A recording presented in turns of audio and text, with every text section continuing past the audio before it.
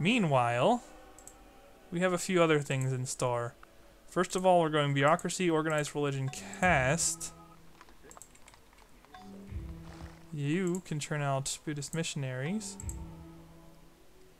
And now, anyone who isn't a specific cottage city should be working merchants. No, I don't like that here. Go back to what you were doing. Because this city is so food poor. Your hammers, your commerce, you are probably going to get me another scientist, but that's fine. Oh my god, what are you doing?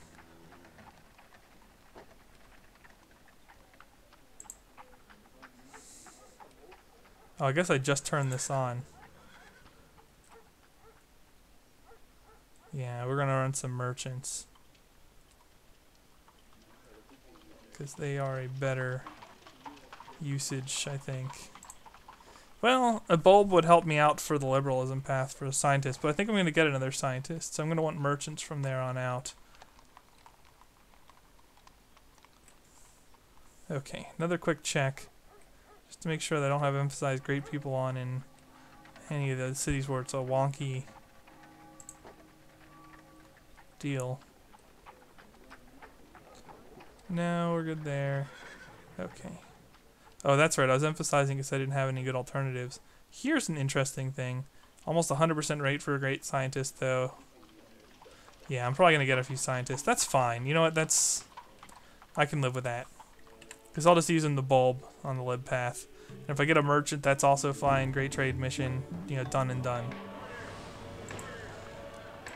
Both of those things work. Who got the Temple of Artemis? If the Temple of Artemis is built, you want to... And no, we don't have the person on the continent, clearly. But if we did, you would want to put the trade mission there. You do get a bonus for doing it in the Temple of Artemis city. Archers, library. Yeah, this is easy pickings now. Go ahead and spread irrigation up there. Until I can get this tile, I'm not going to be able to spread irrigation too easily down in this city.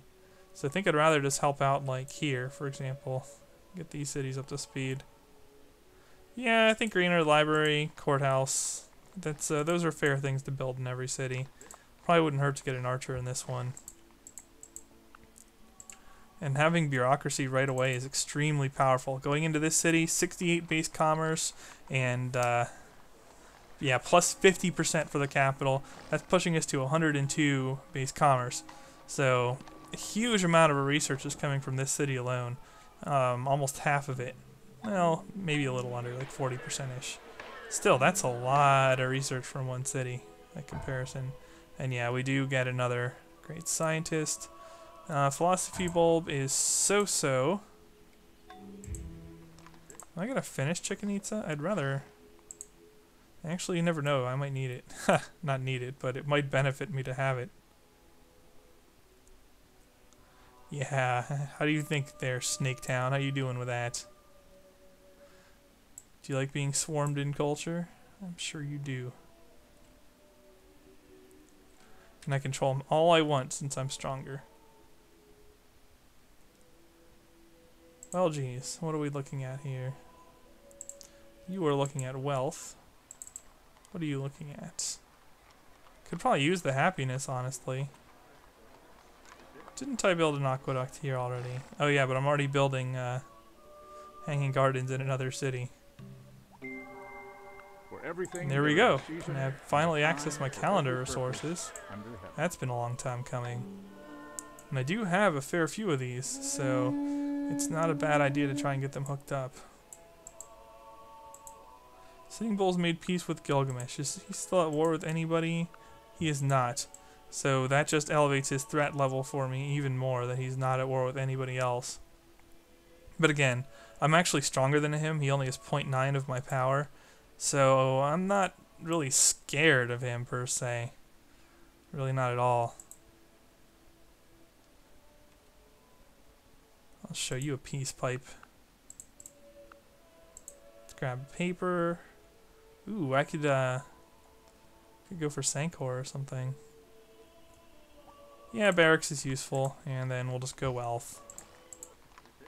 Unless the city has a lot of commerce. No, even in the Golden Age, it's not very impressive.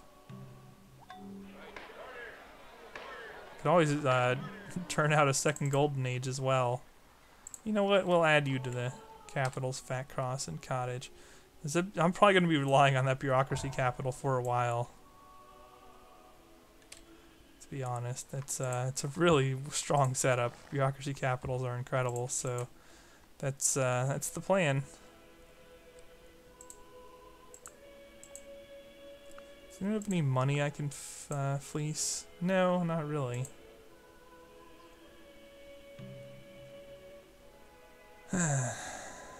Plantation. And I guess a farm. So we're working on improved tiles there. Another plantation.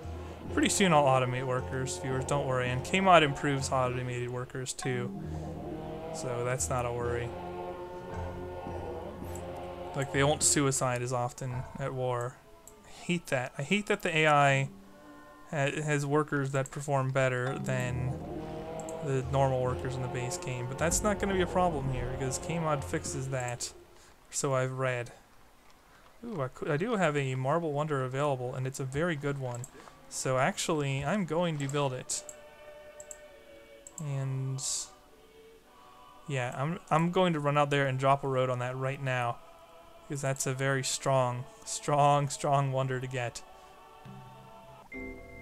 Especially because I could then use the marble for Taj Mahal later as well. It just has all kinds of good written on it, and I probably should have planned for it a little better. And now we're starting to crank the Buddhism. Go ahead and probably bulb education, honestly.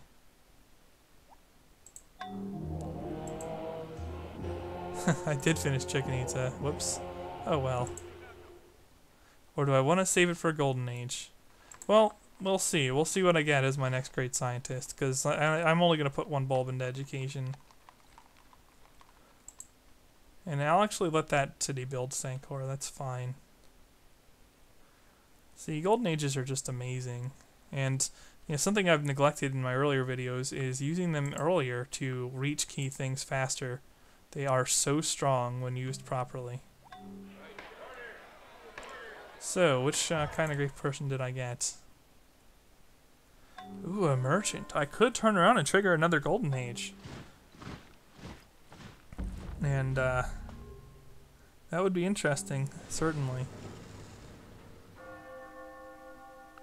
Corinth, huh? Why are we getting spy points? I could use some more farms in that city too. I'm not sure Golden Age is superior to a trade mission though. Well, a trade mission plus a bulbing of education. I think that's the better route right now. I can always run the Golden Age later with additional great people. So we're going to do that. And can run a trade mission instantly for 1100 gold. Excellent.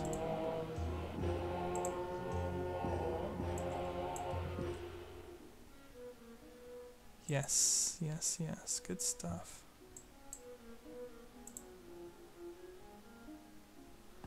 Oh yeah, here. And sure, we'll spam out some culture buildings on the borders to try and protect them culturally. Plus, if I get Sancor, which is likely, I'll probably want my religious buildings everywhere. So once I have those spread, I'll just order that. Who isn't doing anything else right now? You aren't. Build a Buddhist missionary. You too. You loop some Buddhist missionaries. With Hammer's emphasis. There we go.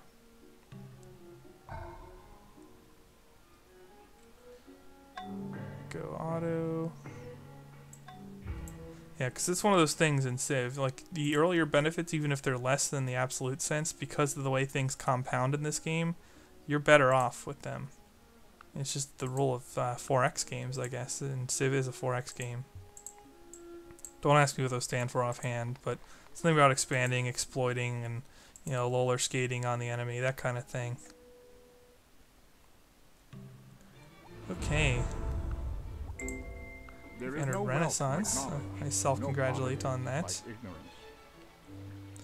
Corinth in 16 turns? Man, that's a long time. Alright, because I'm no longer in a golden age. Well, let's just grab liberalism, try to get nationalism, try to use marble on the Taj Mahal. That's, whenever you have marble, building the Taj Mahal starts looking pretty appealing, to be honest. It's just becomes really strong. You're gonna try to settle past me there, Sitting Bull?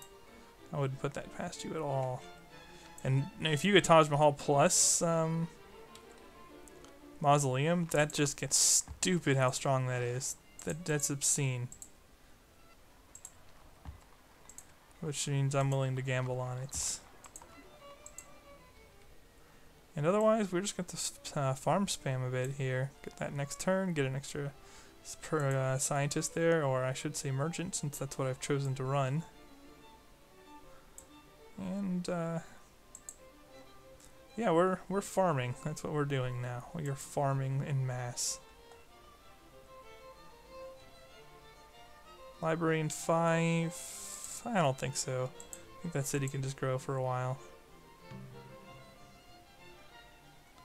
Give me some of its commerce, its sweet goodness of technology. Oh, jeez. Ah, I finally got a Russian revolt in Snaketown. That's good. One more and it's mine. And here too, just, you know, build the usual. And did I not build a library here? I should really build libraries everywhere. I don't know what I'm thinking. I keep forgetting I'm creative. And that they're discount buildings. And a little too powerful to ignore. So I'll almost make lib. Oh, I can trade for philosophy. Yeah, I should do it. Yeah. So now I'll really be almost on lib. That I do without being commanded. What others do. Confucianism? Oh no. That means someone's gonna switch to that eventually. I think I knew that in a previous video and then forgot. That's unfortunate. Uh-oh. Mass peace is broken out. And Kublai's a little on the strong side. It might be time, once I finish that wonder, to start cranking defenses again. Although I don't think I can make anything that's especially appealing for the moment. No. Can't make maces or longbows or anything else. Did he improve serfdom? Yeah, he did actually. And that's something that I haven't pointed out. He has changed some of the civics. Vassalage is much better. Minus 25% maintenance cost from number of cities. For me, that's actually pretty good. I don't think it's as good as bureaucracy boosting the capital because of the quality of my capital. And the fact that bureaucracy is more obviously on the lib path. But it's still really good. Serfdom adds commerce to farms and subtracts commerce from towns now. Very interesting dynamic. So if you're one of those farm happy guys, you're deciding between the commerce from serfdom and the whipping from slavery, I suppose. Although I'm just running the traditional caste system for the great people. And then yeah, organized religion. This stuff, a lot of this is unchanged. I think, did he boost environmentalism? He changed it. Caradoc changed it from plus 6 health in all cities to minus 30% yuck from population. It still baffles me why state property is a low upkeep civic. It's like the biggest joke in Civ just about. Did he boost police state? No. Oh, he nerfed representation. I don't know why. That makes no freaking sense, Caradoc. I'd like to hear your justification for nerfing representation. Because there are... you've had deity players kind of saying that, you know, maybe that going pyramids for representation is just not as good as skipping it and going hereditary rule, even when going straight up specialists. And if that's the case, then that does not scream to me that representation is overpowered. In fact, it kind of suggests the opposite. You know, that it's either balanced or, you know, at the very least, if it's it's too weak then. But I would say it's probably close to balanced. And this really tips the scale away from selling your soul for pyramids. Now, okay, I did go for pyramids, but I went for pyramids really late because I had stone and, you know, I was at least going to get the fail gold anyway.